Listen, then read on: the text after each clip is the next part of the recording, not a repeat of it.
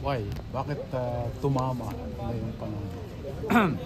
Kasi nagawa namin siya ng swabe na walang interruption, walang iniisip masyado, hindi yung may aberya dito. Usually may ganun eh. Pero kasi super smooth sailing ang ginawa namin mula umpisa. Gulat nga, oh, tapos na? We finished the film in 13 days. 13 days. Rachada. From morning till... Yeah. I'd like to ask lang, kasi ang theme ng event is parang speed dating. Yeah. So, who are Betty and Ryan? Chara. One word. How would you describe one word? Not really one word. Short description of the character. I can call them soulmates. What about you, Ding Dong? How would you describe Betty and Ryan? Oh, sila eh. Talaga. Parang ayaw ibigay. Ayaw ibigay. Ayaw ibigay.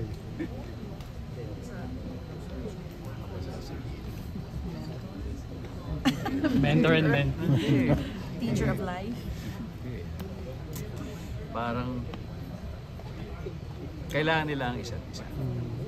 At one point, Miss Charo, was there a Ryan in your life, in your personal life? Nagkaroon ba ng Ryan sa buhay mo? A younger man. Ryan? A Ryan in your life? Nagkaroon po ba? Like, parang feeling mo Kahit soulmate mo? hindi younger. Yes po. A soulmate? Pero younger, wala pa rin. What about you, Dom? Nagkaroon ba ng Betty in your life na parang soulmate mo and you feel like this person?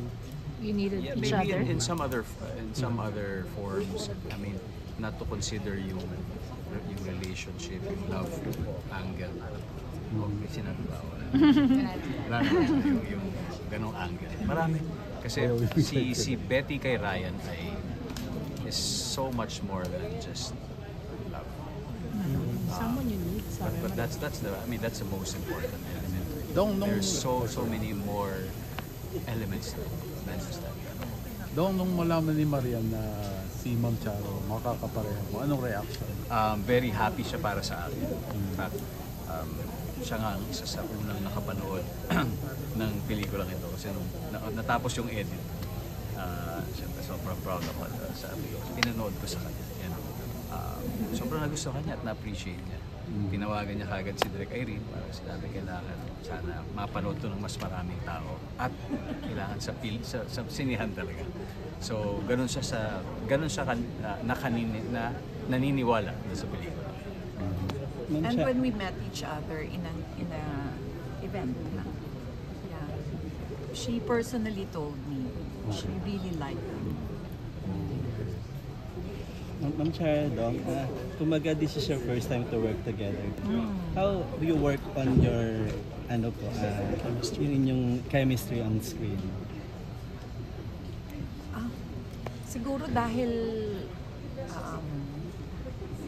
we did a lot of preparation. Ang dami namin pag-uusap with Direk Irene. Parang even before we did our first day of filming, parang na-inhabit na namin yung character. So, kung ano yung hinihingi ng eksena, di ba, binibigay lang namin as characters. Ganun. Tapos tinitimpla na lang ni Direk. Si Direk na lang ang tumitimpla. Dahil first time niyo po to work together, ang title po, Only We Know, di ba? Pwede po ba naming malaman kung ano yung Only We Know nyo sa bawat isa nung nakapagtrabaho kayo ng movie na to? Natapos na. So, Nung natapos na siya. para we know na. Oh, para we know na. Para yun. Well, Para yung discoveries. para ano yung mga pwede namin i-review? Discoveries. Discoveries to each Discovery. other. Discovery Na si Ma'am sa Charo bawat- pala, yeah. ganito, si Ding Dong. Si Ma'am Charo pala ay kalog. Si Ma'am Charo pala ay mahilig sa chichirya. Anong chichirya? Ano chichirya? Kahit anong chichirya. Si Ma'am Charo pala ay sobrang agang dumadating sa set. Kasi talagang uunahan niya lahat. Talagang tapos babalik, nakapahari ka. Akala niya maaga na siya. Pagdating niya sa set, nandun na. Oo. On time naman siya, hindi siya late. Maaga lang po. Maaga lang ako. Pero ngayon, on time is late. Si Ma'am Chara naman po, about Ding Dong. Paminsan-minsan, pumapasa naman yung jokes na akala niya he's a great comedian. Iyari na naman. Pero, pag nagka-crack siya ng joke, talagang titingin ako sa kanya, yun na yun? Funny na yun. Pero hindi. Okay, last 1 minute for round number 4 of Direct, our As speed your first time date. working together po, may mga eksena po ba doon na medyo na-awkward kayo or tipong emotionally challenging for you and how you handle it? Direk, ikaw. Ikaw ang Hindi, tumitingin sa amin. Parang yung mga first parts kasi dahil it was shot na parang halos kung paano rin sa chronological sa pelikula. So the first parts where they were parang making kapa sa isa't isa, nakatulong siya yung awkwardness kasi kasama siya doon sa development ng kwento. Emotional sila.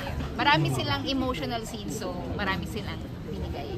Do you have any unforgettable or favorite? Favorite or unforgettable? Last question. How many teams?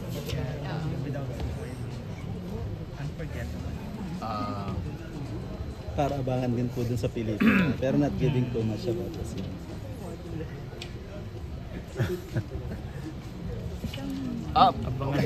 Para sa akin yung tent. Akala ko yung casual Kasi- sex. Alright, so once again, we would like to announce that round number 4, tied You this saw up. that in the teaser. Direct, gusto namin malaman, ano ang genre ng film na Group to? 5, we would like to ask those it's, part of couch number romance 5 to drama. please stand by and prepare your seats. Excited. Thank you. Thank you.